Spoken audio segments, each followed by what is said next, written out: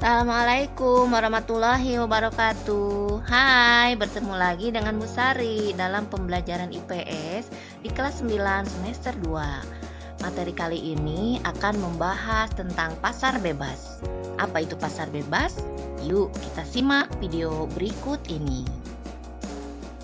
Ya, pasar bebas mungkin di sebagian kalian ada yang tahu ya. Pasar bebas itu seperti kondisi pasar ideal di mana seluruh kegiatan perekonomian sepenuhnya berada pada dinamika permintaan dan penawaran, ya. Pasar akan mempengaruhi keputusan ekonomi dan pergerakan setiap individu yang berhubungan dengan uang, barang, dan jasa. Pasar bebas juga merupakan kondisi ketika negara-negara mengurangi tarif atau bahkan menghilangkan tarif barang yang masuk dari atau keluar negeri.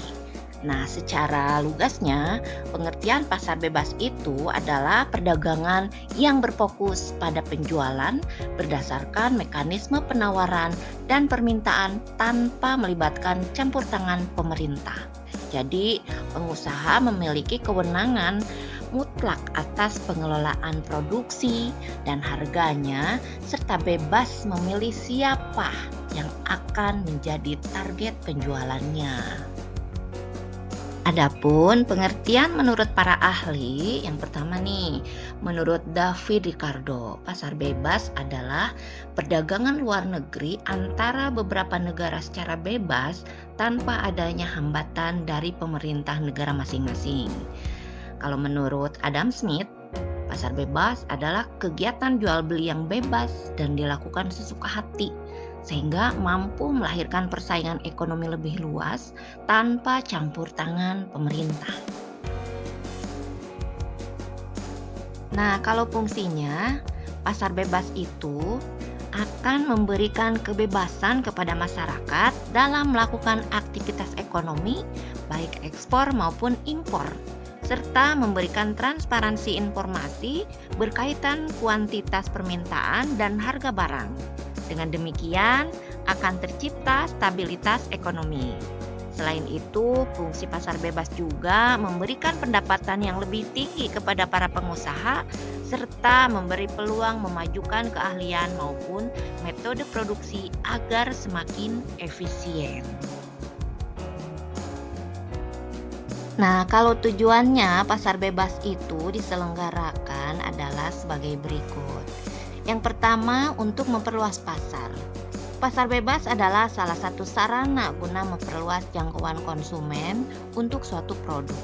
Hal ini karena hambatan ekspor impor tiap negara makin menipis sehingga produsen dapat melakukan riset pasar internasional. Yang kedua, tujuan pasar bebas adalah meningkatkan perekonomian negara. Pasar bebas juga menciptakan peluang perdagangan yang luas dan membantu produsen dalam mengembangkan maupun memasarkan produksinya secara masif, sehingga dapat mendongkrak perekonomian negaranya. Tujuan pasar bebas yang ketiga yaitu sarana pertukaran teknologi. Tidak selalu terkait dengan keuntungan penjualan, pasar bebas adalah salah satu sarana pertukaran teknologi karena tiap negara dapat berinteraksi sehingga berkesempatan mempelajari kemajuan teknologi di negara lainnya. Nah, kalau ciri-cirinya pasar bebas itu kayak apa ya?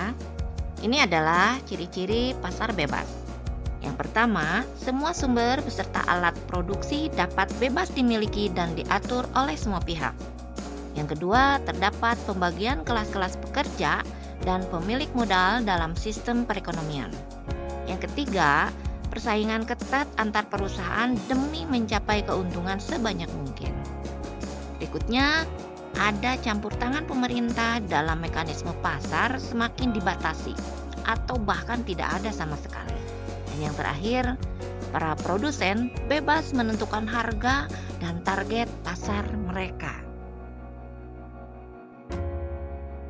Praktek pasar bebas bisa memberikan beberapa dampak positif bagi bisnis perusahaan, yaitu diantaranya semua badan usaha dapat mengelola sumber daya yang mereka miliki guna memperoleh keuntungan sesuai target. Dan berikutnya menumbuhkan kreativitas karena persaingan yang ketat sehingga semua pengusaha berlomba-lomba berinovasi. Sebagai sarana penerapan prinsip ekonomi masing-masing negara untuk memacu pertumbuhan perekonomian negara dan memicu berbagai kemunculan inovasi teknologi di bidang bisnis.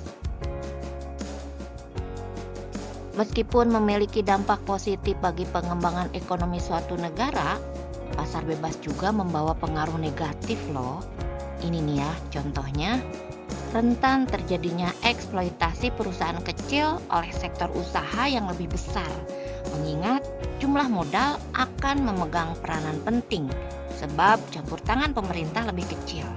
Terus memicu perang harga dan persaingan tidak sehat. Terus memicu monopoli perdagangan yang membahayakan perusahaan lain di industri yang sama. Mempertajam kesenjangan ekonomi antara pemilik modal dengan pekerja atau antara pemodal dalam jumlah besar maupun kecil. Yang selanjutnya, penurunan tingkat perekonomian suatu negara karena ketidakmampuan bersaing sehingga menjadi ketergantungan dengan penggunaan produk milik negara lain. Hati-hati loh, kalau kita udah masuk pasar bebas, ayo kalian belajar biar tidak tergerus zaman ya.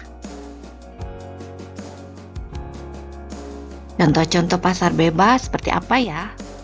Ketika diberlakukan aturan mengenai pengurangan dan penghapusan tarif keluar masuk antar negara atas beberapa jumlah barang, biasanya perumusan kesepakatan ini berdasarkan suatu perjanjian bilateral, regional, atau multilateral. Ini untuk membantu meringankan kita dalam aktivitas jual beli antar negara. Contohnya apa aja ya pasar bebas itu ya? Yang pertama ada MEA. Apa sih MEA? MEA itu merupakan singkatan dari Masyarakat Ekonomi ASEAN, yaitu pasar bebas yang ada di kawasan Asia Tenggara. Yang kedua ada AFTA. AFTA itu singkatan dari ASEAN Free Trade Area. Ini dibuat kesepakatan dari negara-negara ASEAN untuk memenuhi kawasan perdagangan bebas untuk meningkatkan daya saing ekonomi di kawasan regional ASEAN. Yang ketiga ada APEC atau Asia Pacific Economic Corporation. APEC ini sebuah organisasi internasional yang bertujuan untuk meningkatkan pertumbuhan ekonomi dan kerjasama di antara negara kawasan Asia Pasifik. Dan yang terakhir ada Uni Eropa. Nah, Uni Eropa ini merupakan organisasi antar pemerintahan dengan anggota 28 negara Eropa. Seperti apa sih penampakan MEA, AFTA, APEC, Uni Eropa? Nanti kita bahas di video selanjutnya ya. Kita cari tahu siapa sih MEA itu, AFTA itu bentuknya seperti apa sih, APEC itu wujudnya kayak apa sih? Nanti kita bahas. Oke anak-anak hebat, itu tadi materi kita tentang pasar bebas. Nanti kita lanjutkan di materi berikutnya. Tetap semangat, salam sehat, jangan lupa bahagia. Assalamualaikum warahmatullahi wabarakatuh.